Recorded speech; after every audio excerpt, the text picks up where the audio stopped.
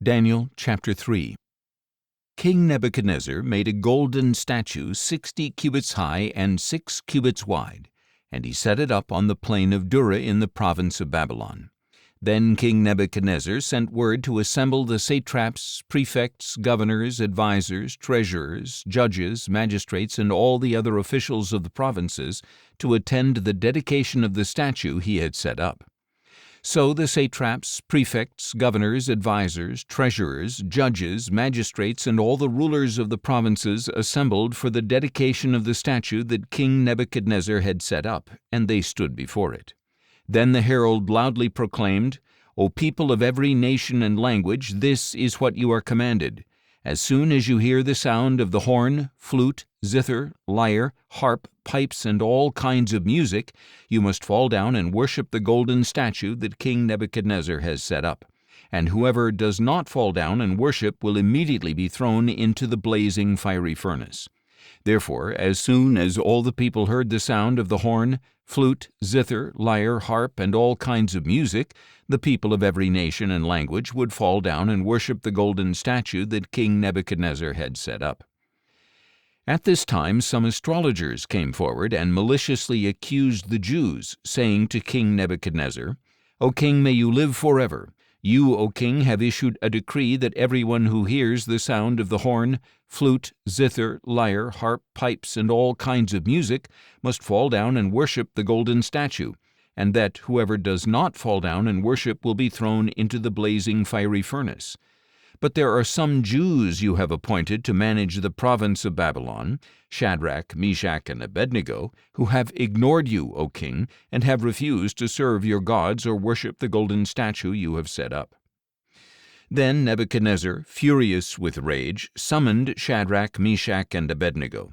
So these men were brought before the king, and Nebuchadnezzar said to them, "Shadrach, Meshach, and Abednego, is it true that you do not serve my gods or worship the golden statue I have set up?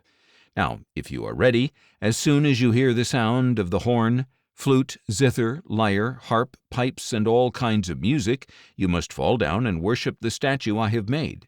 But if you refuse to worship, you will be thrown at once into the blazing fiery furnace. Then what God will be able to deliver you from my hands?" Shadrach, Meshach, and Abednego replied to the king, "O Nebuchadnezzar, we have no need to answer you in this matter.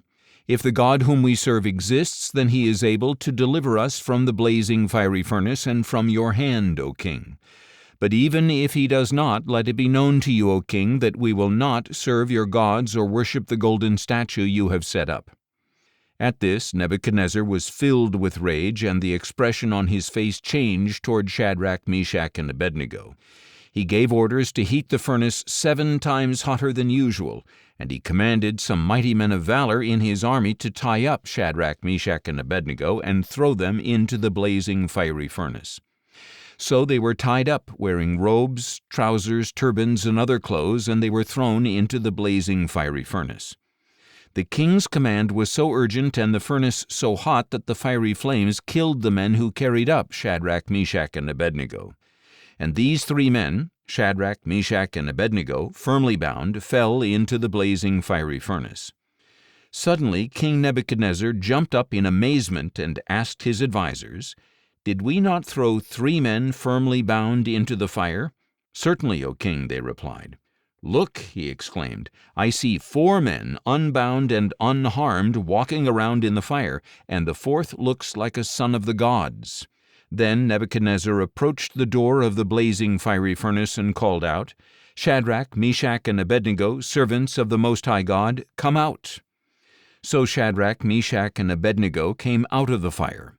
And when the satraps, prefects, governors, and royal advisers had gathered around, they saw that the fire had no effect on the bodies of these men. Not a hair of their heads was singed, their robes were unaffected, and there was no smell of fire on them. Nebuchadnezzar declared, "Blessed be the God of Shadrach, Meshach, and Abednego, who has sent his angel and delivered his servants who trusted in him. They violated the king's command and risked their lives rather than serve or worship any god except their own God.